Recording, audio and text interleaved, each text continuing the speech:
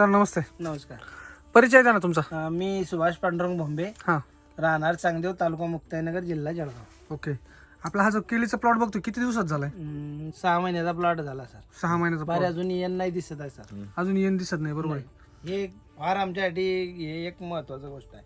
बरं. नाही तर 5व्या 5.5-6 महिन्याची बाग जनता आमच्याकडे म्हणजे अर्ली मॅच्युरिटी नाही आलेली. नाही. बरोबर आहे की नाही? बरोबर. आणि समजा आपण याला तुम्ही समजा सांगत होते किती खोडं किती सगळे हे?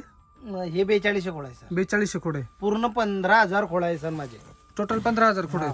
ओके. हे 4200 खोड आहे. हे 42 खोड. आणि तुम्ही सांगत होते की व्हायरसने लय थैमान घातलेले. हो, आमच्याकडे व्हायरसनं लय थैमान घातलेलं आहे सर. बरं हे जे इथं समोर आहे, इथं काटलेले आहे खोडस, व्हायरसचे खोड काटलेले आहेत, काटून फेकलेले आहेत आम्ही.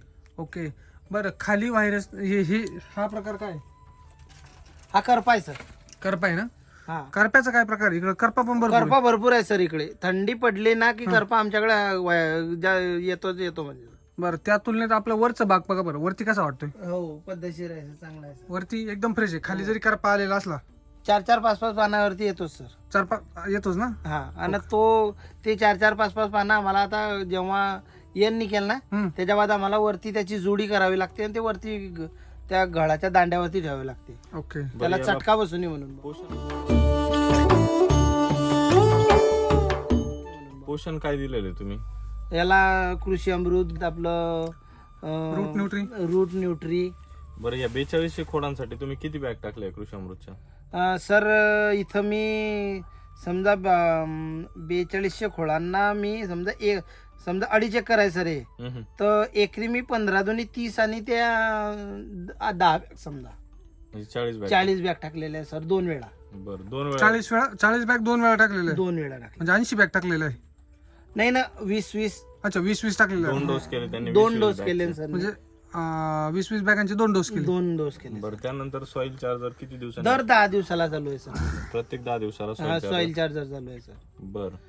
आता बाकीच्या इतर बागा ज्या आहेत ते सॉइल चार्जर वापरत नाही, त्यांच्यामध्ये आणि तुमच्या बागेमध्ये काय फरक आहे? हा जो आहे. सर हे जे आहे ना सर, पत्तीचं पान जे आहे, पान हे एक म्हणजे बिल्लास आणि लांब पडते सर आपलं. बरं, मग पान लांब असलं तर काय होतं? पान लांब असलं की खोड पण वाढते आणि खोड वाढलं तर समजा येण चांगली निघते सर. येन मध्ये सुद्धा तेवढं अंतर असतं. हा, येण मध्ये फणीमध्ये पण तेवढं अंतर असते आणि वादा पण असं म्हणजे 9 ते 10 इंचाच्या वरतीचा असतो. बरोबर. म्हणजे पानातलं अंतर चांगलं राहिलं तर त्या वादीतला पण अंतर चांगलं राहून पोषण चांगलं होतं. पोषण चांगलं होते. आणि हा स्टम जर चांगला असला ना सर तर घड पण चांगला मजबूत फेकातो आणि तिथं 14 म्हणजे साधारण 12 ते 14 फण्यांपर्यंत फण्या मिळतात. बरोबर.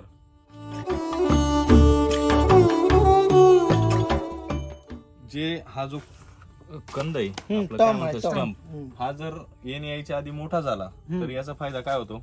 याचा फायदा म्हणजे तुमचा घड जाळ, कंबळ जाळ फेकणार. बरोबर. कमळ जे आहे ते चांगलं जाड निघणार आणि त्याचं पोषण पण त्या पद्धतीने चांगलं होणार. हा, बरोबर. मग आता तुम्हाला काय वाटतंय किती रास पडू शकते याची? सर इथं आम्ही समजा साधारण 22 ते 25च्या दरम्यान रास पकडलेली आहे सर. 22 ते 25. 22 ते 25 किलोची रास पडू शकते तुमच्या याच्यावरती. आणि हे जे आहे हे तुमचं स्टंप सांगतो सर. या स्टंप वरती आणि जेव्हा कंबळ फेकणार हा, हा. तेव्हा त्याचे वरच्या फण्यांचे केळं मोजायचे. सरांनी सांगितलं, सुरेश सरांनी पहिल्या व्हिडिओ मध्ये. बरोबर. त्याच्यावरती डिपेंड असते सर. बरोबर. तर तुम्हाला अजून बागेमध्ये आपली जी बाग आहे त्याच्यामध्ये सर काय फरक जे मी वाटतो? मल्टिंग पेपर टाकलेला आहे त्याच्यामध्ये हे बघा दाबात आहे सर. तो हे बघा व्हाईट रूट पण भरपूर आहे सर. जी ही पांढऱ्यामुळे दामनासारखी आहे, तिला असणार आहे हे जे पांढऱ्यामुळे. हे बघा सर, हे कितल्या गाठी गाठी झालेले आहे तिला. हे बघा सर व्हाईट रूट ती. खाली जे आहेत ना पूर्ण व्हाईट रूट पाहायला मिळत आहे आपल्याला. हे बघा आहे ना. आणि सर बेड बघा कितला भुसभुशीत आहे सर. बेड आहे बघा इथं खाली आपण आर ते माती जी आहे ती त्याची काढू शकतो. एवढा नरम जो आहे तो बेड झालेला आहे. हो सर.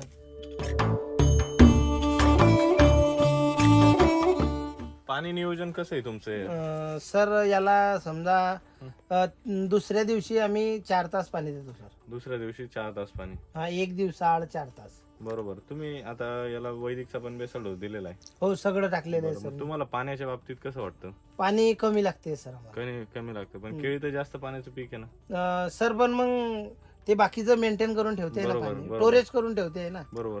पिकाला जास्त पाणी जे वापसावरती हा लागतं त्यानुसार तेवढं पाणी मिळतंय. हा व्हायरसच्या बाबतीत आता इतर प्लॉट आणि आपल्या प्लॉट बद्दल तुम्ही काय सांगाल?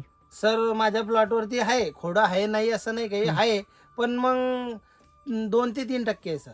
आणि आणि आमच्याकडे तर लोकांनी त्या पिरियड मध्ये बागाचे बाग फेकले सर. 4-4, 5-5 हजार केळी फेकून दिली, इतर शेतकऱ्यांचा पूर्ण प्लॉटच संपले. संपले, फेकून दिले, डबल रोपं लावले त्यांनी. बरोबर.